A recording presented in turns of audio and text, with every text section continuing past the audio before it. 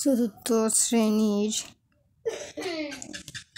বাংলাদেশ ও বিশ্ব পরিচয়, অধ্যায় 4 নাগরিক অধিকার, পৃষ্ঠা 19 এবং এই 4 অধ্যায় যতগুলো সমস্যা আছে সমস্ত সমস্যার সমাধান করব এই ভিডিওতে। 4 অধ্যায় যেমন এখানে 21 পৃষ্ঠা, 23 পৃষ্ঠা, এর পরবর্তীতে এই 4 অধ্যায়ের কোনো পৃষ্ঠা নেই বা সমস্যা নেই। সমস্যায় কয়টি? তো আমরা শুরু করব প্রথমে এই 19 পৃষ্ঠার থেকে 4 অধ্যায়ের। তো ভিডিওটি শুরু করা যাক। তো প্রথমে কতে বলেছে, এসো বলি, শিক্ষকের সহায়তায় শ্রেণীতে আলোচনা করো। নাগরিক অধিকার বলতে কি বোঝায়? নিজের দেশের প্রতি কিভাবে দায়িত্ব পালন করা যায়? দেশের সরকার কিভাবে প্রতিটি নাগরিকের নিরাপত্তা নিশ্চিত করবে? তাহলে আমরা এই উত্তরগুলো সর্বপ্রথম দেখে নিই। এই যে ক নাম্বার উত্তর, নাগরিক অধিকার বলতে কি বোঝায়? তো এর উত্তর, নাগরিক হিসেবে রাষ্ট্র থেকে আমরা যে সকল সুযোগ সুবিধা ভোগ করি তাই নাগরিক অধিকার। তারপর আছে নিজের দেশের প্রতি কিভাবে দায়িত্ব পালন করা যায়? উত্তর, আইন কানুন মেনে চলে এবং উন্নয়ন কাজে অংশ নিয়ে নিজের দেশের প্রতি দায়িত্ব পালন করা যায়।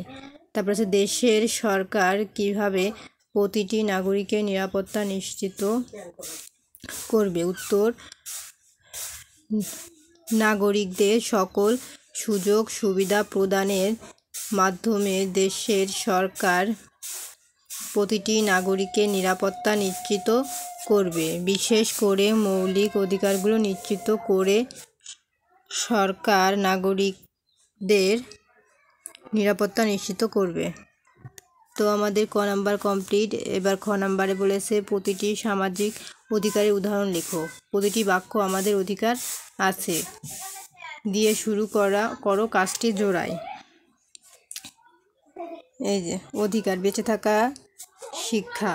উদাহরণ, আমার অধিকার আছে পর্যাপ্ত পরিমাণ খাদ্য খেয়ে বেঁচে থাকার। আমার অধিকার আছে বিদ্যালয়ে যাওয়ার।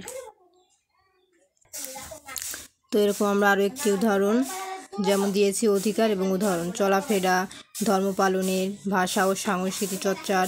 উদাহরণ, আমার অধিকার আছে স্বাধীনভাবে চলাফেরা করার।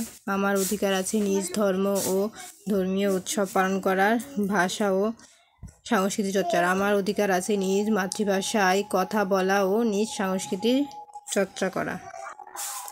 তারপরে গতে আছে আরও কিছু করি। প্রতিটি অধিকারের সাথে দায়িত্ব জড়িত আছে। অধিকারের সাথে সাথে কোন দায়িত্ব পালন করা প্রয়োজন তা লেখো। প্রতিটি বাক্য আমার উচিত দিয়ে শুরু করো। তাহলে উত্তরটি দেখে নেওয়া যাক। যেমন এখানে একটা উদাহরণ দিয়েছে, তো আমরা আরও একটি উদাহরণ দেখব। এখানে বলেছে বেঁচে থাকা, শিক্ষা। তো দায়িত্ব কি? আমার উচিত খাবার, এই যে খাবার পায় না তাদের খাদ্য দিয়ে সাহায্য করা। শিক্ষা, আমার উচিত নিয়মিত পড়ালেখা করা। তাহলে আমরা এইরকমই উদাহরণস্বরূপ আরেকটি উদাহরণ লিখব। এই যে অধিকার, দায়িত্ব। এই যে মত প্রকাশ, চলাফেরা, ভাষা ও সংস্কৃতি। দায়িত্ব, আমার উচিত বিভিন্ন বিষয়ে নিজের মত প্রকাশ করা এবং অন্যের মত শোনা। তারপর চলাফেরা, আমার উচিত কারো চলাফেরা যেন আমার দ্বারা বাধাগ্রস্ত না হয় সেদিকে খেয়াল রাখা। ভাষা ও সংস্কৃতি, আমার উচিত নিজের ভাষা ও সংস্কৃতি চর্চা করা। তো আমাদের গ কমপ্লিট। এখন ঘতে আছে সঠিক উত্তরের পাশে টিকচিহ্ন দিই। নিচের কোনটি সামাজিক অধিকার? ক বাঁচার অধিকার, খ ঘুমানোর অধিকার, গ ছুটি নেওয়ার অধিকার, ঘ অর্থের অধিকার। তো সঠিক উত্তর হবে ক বাঁচার অধিকার। এই যে ক বাঁচার অধিকার। চলে যাব এখন 19 পৃষ্ঠা কমপ্লিট, চলে যাব পরবর্তী পৃষ্ঠা 21-এর সমাধান। 21 পৃষ্ঠার 21 পৃষ্ঠাতে প্রথমে আছে এসো বলি। এই যে নির্বাচন কি? নির্বাচন কখন হয়? কারা ভোট প্রদানে অংশগ্রহণ করতে পারে? তো আমরা এগুলোর উত্তর দেখে নিই।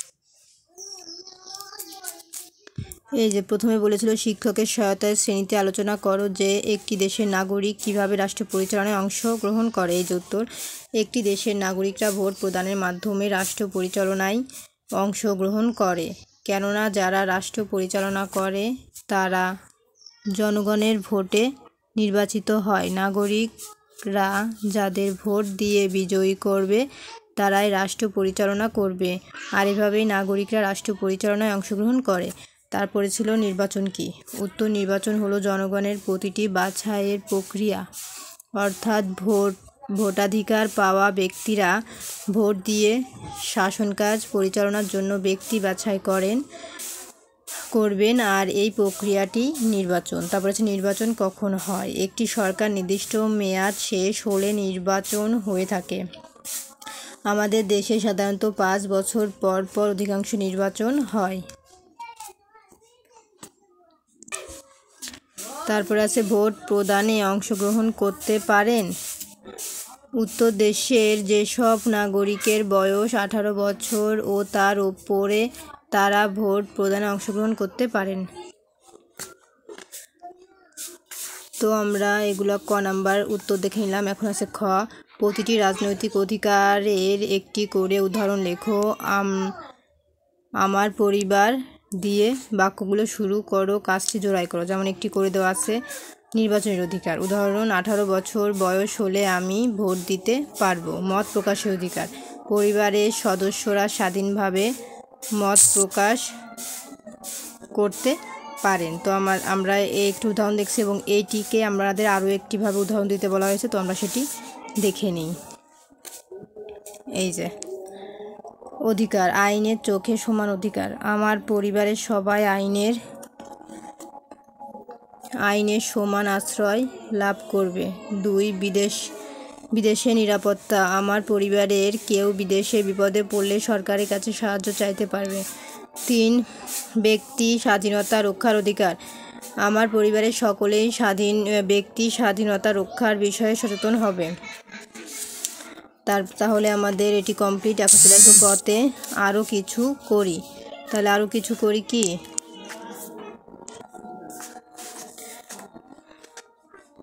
এখানে বলেছে 4 জনের ছোট দলে নিচের ভূমিকা অভিনয় করো। 2 জন শিক্ষার্থী অন্য 2 জন শিক্ষার্থীকে ভোট প্রদান করতে নিষেধ করবে। 2 জন যুক্তি সহকারে তাদের নির্বাচন অধিকারের কথা বলবে। অভিনয় থেকে কি শিখলে? তো আমরা উত্তরটি দেখে নিই। এই যে উত্তর, মনে করো সুমি আর রুমি ভোট দিতে কেন্দ্রে যাচ্ছে। পথে দীপা ও রফিকের সাথে দেখা। দীপা ও রফিক সুমি এবং রুমিকে বলে ভোট দিতে গেলে সময় নষ্ট হবে, লাইনে দাঁড়িয়ে কষ্টসহ অনেক ঝামেলা হবে। দীপা ও রাফি কথা বললেও সুমি ও রুমি ভোটদানে বিরত হবে না, বরং তারা বন্ধুদের বুঝিয়ে বলবে যে ভোট দেওয়া নাগরিকদের একটি গুরুত্বপূর্ণ রাজনৈতিক অধিকার। তারা ভোট দিয়ে সৎ ও যোগ্য লোকে নির্বাচিত করলে দেশ উপযুক্ত লোকের হাতে পরিচালিত হবে, না হলে অযোগ্য লোক নির্বাচিত হতে পারে। এসব কথা শুনে দীপা ও রফিক লজ্জা পাবে এবং তাদের ভুল ধারণার জন্য দুঃখ প্রকাশ করবে।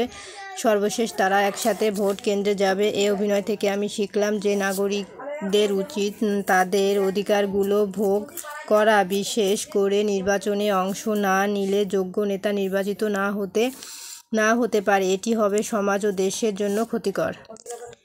এখন ঘ নাম্বারে আছে যাচাই করি। বাক্যটি সম্পূর্ণ করো। ভোট দেওয়া অধিকার গুরুত্বপূর্ণ কারণ। তো আমরা এটি উত্তর এখন দেখব। এই যে ঘ নাম্বার উত্তর, ভোট দেওয়ার অধিকার গুরুত্বপূর্ণ কারণ এটি অন্যতম রাজনৈতিক অধিকার। এখন চলে আসলাম 23 পৃষ্ঠার সমাধানে। 23 পৃষ্ঠাতে আছে আগের মতোই ক নাম্বার, শিক্ষকের সহায়তায় শ্রেণীতে আলোচনা করো। কাজ করা প্রয়োজন কেন? ন্যায্য মজুরি বলতে কি বোঝায়? কাজের মাঝে অবকাশ ছুটি লাভের প্রয়োজনীয়তা কী? তো উত্তরটি দেখে নেওয়া যাক। এই যে উত্তর, শিক্ষকের সহায়তায় শ্রেণীতে আলোচনা করো। কাজ করা প্রয়োজন কেন? উত্তর, জীবন ধারণের জন্য আমাদের কোনো না কোনো কাজ করতে হয়। কাজ করলে এর বিনিময়ে আমরা অর্থ পাই। এ অর্থ দিয়েই জীবন ধারণের জন্য প্রয়োজনীয় সব কিছুর ব্যবস্থা করা হয়, তাই কাজ করা প্রয়োজন। এছাড়া সমাজের মঙ্গলের জন্যও কাজ করা উচিত। তারপর আছে ন্যায্য মজুরি বলতে কি বোঝায়? উত্তর, কাজ ও যোগ্যতা হিসেবে ন্যায়সঙ্গত মজুরিকে ন্যায্য মজুরি বলে। একজন ব্যক্তিকে দিয়ে কোনো কাজ করালে তাকে মজুরি বা পারিশ্রমিক দিতে হয়। কর্মীর দক্ষতা, যোগ্যতা ও কাজের পরিমাণ অনুযায়ী ঠিক সময়ে সঠিক পরিমাণ মজুরি দেওয়া উচিত, এটাই হচ্ছে ন্যায্য মজুরি। তারপরে আছে কাজের মাঝে অবকাশ, ছুটি লাভের প্রয়োজনীয়তা কি?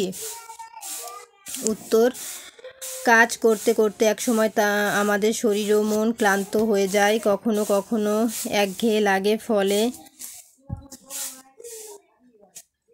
কাজে পুরো মনোযোগ দেওয়া যায় না। এমন পরিস্থিতিতে আমরা কিছু সময়ের জন্য অবকাশ, ছুটি পেলে নতুন উদ্যম নিয়ে আবার কাজে যোগ দিতে পারি। এতে সুন্দরভাবে কাজে এগিয়ে নেওয়া যায়।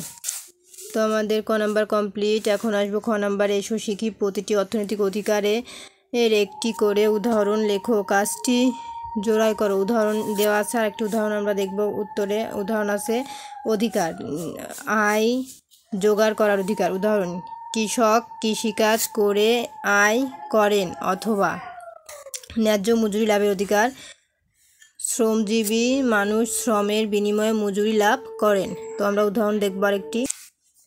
এই যে সম্পত্তির অধিকার, নাগরিকরা বৈধ উপায়ে সম্পত্তি অর্জন ও ভোগ করতে পারেন। তারপরে অবকাশ, ছুটি লাভের অধিকার, সব শ্রমজীবী অবকাশ, ছুটি লাভ করার অধিকার রাখেন। তো এটি খ কমপ্লিট। এখন আছে গ, আরও কিছু করি। তোমার এলাকায় কোন কোন পেশাজীবী বাস করেন তার একটি তালিকা তৈরি করো, তাদের ছবি সংগ্রহ করে একে একটি পোস্টার বানাও। তার উত্তরটি দেখি। এই যে গ নাম্বার প্রশ্ন, এখন উত্তরটি দেখব। এই যে উত্তর, আমার এলাকায় বিভিন্ন পেশাজীবী বাস করেন, তাদের তালিকা ও ছবি দিয়ে তৈরি করা পোস্টার নমুনা দেখি। এই যে কামার ছবি, কুমারের ছবি, শ্রমিকের ছবি, চিকিৎসকের ছবি, জেলের ছবি, গাড়ি চালকের ছবি, শিক্ষকের ছবি। এই হচ্ছে ছবি এঁকে পোস্টার টানাতে বলছে। তো ছবি এঁকে পোস্টার টানানো কমপ্লিট। এখন চলে যাব পরবর্তী সমাধানে। এখন ঘতে আছে যাচাই করি, নিচের কোনটি কোন অধিকার তা ছকের নির্ধারিত স্থানে লেখো। শিক্ষা, মজুরি, ভোট, বাসস্থান, ভাষা, অবকাশ যাপন। তো সামাজিক অধিকার, রাজনৈতিক অধিকার, তারপর আছে অর্থনৈতিক অধিকার। তাহলে উত্তরটি দেখে নেওয়া যাক। এই যে ঘ নম্বরের উত্তর, সামাজিক অধিকারে কি? শিক্ষা, ভাষা, বাসস্থান। এবং রাজনৈতিক অধিকারে যাবে ভোট, অর্থনৈতিক অধিকারে যাবে মজুরি, অবকাশ যাপন। তো চতুর্থ অধ্যায় আমাদের এই 23 পর্যন্তই ছিল। আজকের মতো এই পর্যন্তই। পঞ্চম অধ্যায় ভিডিও দেখার জন্য সাবস্ক্রাইব মাই চ্যানেল।